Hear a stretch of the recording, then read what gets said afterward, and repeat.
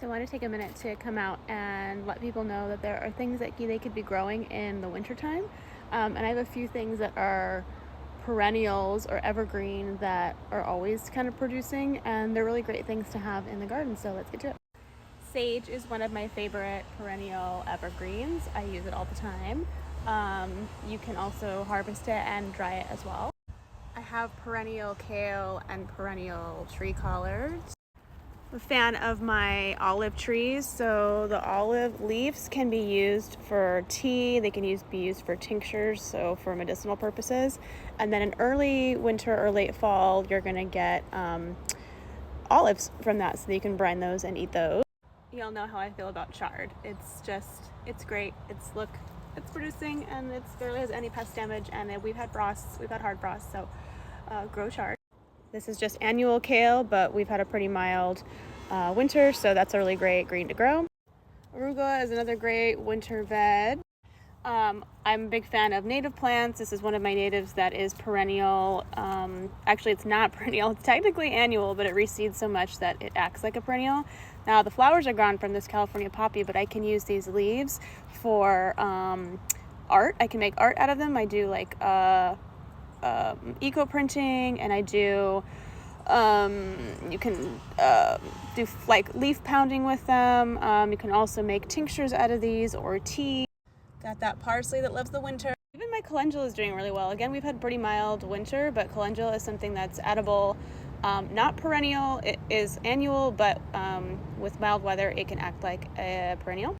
Lettuce is a great winter annual. Even pollinator plants, if you have a milder winter and don't have like crazy snow, like borage, will keep producing through winter. This is January, and I still have flowers. California bay is another evergreen perennial that I love that you can use all year round, even in the depths of winter. Horehound is a favorite of mine, and it's doing really well, even though it's the middle of January here. I don't have very many left, but there's still some rose hips going this January that are edible. They're great for food and medicine. I have a pineapple guava that is not producing fruit or flowers yet, but this will be an edible perennial evergreen. Obviously big fan of rosemary. This thing never dies. Also a big fan of kiwi. So this is done for the season, but I just finished my last kiwi of the year this week. So what is it, January? I think I harvested these in the end of December, like towards the end of December. They got out of control, so my husband came out here and hacked them, which he shouldn't have done yet because now he cut off all the buds, but normally kiwi's great. Even lemon balm, if you live in a semi-milder climate, you're still gonna keep producing the herb through winter. I'm a fan of fava beans. These are our winter producers as well.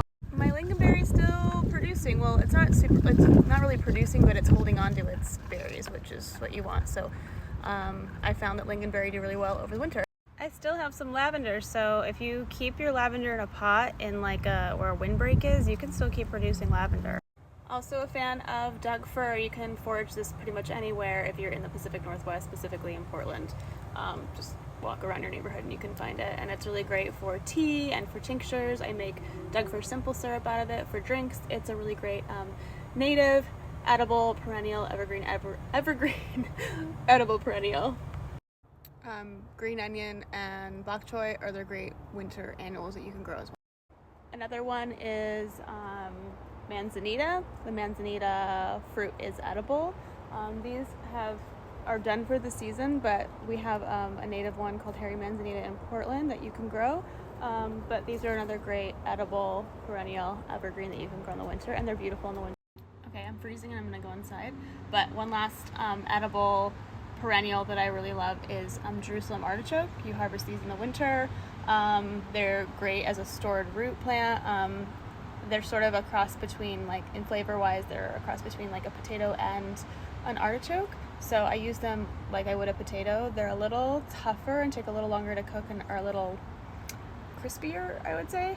But these are really great for like a Jerusalem artichoke au gratin or something like that. So okay, I'm sure there's more, but I'm in a hurry, so I just wanted to like touch on a few that I was just thinking about. Like, hey, there's lots of things that people don't really think about that are edible or medicinal that they can grow in the wintertime. So I hope this gave you some ideas that if you're not already growing some of these, you will next winter. Happy growing!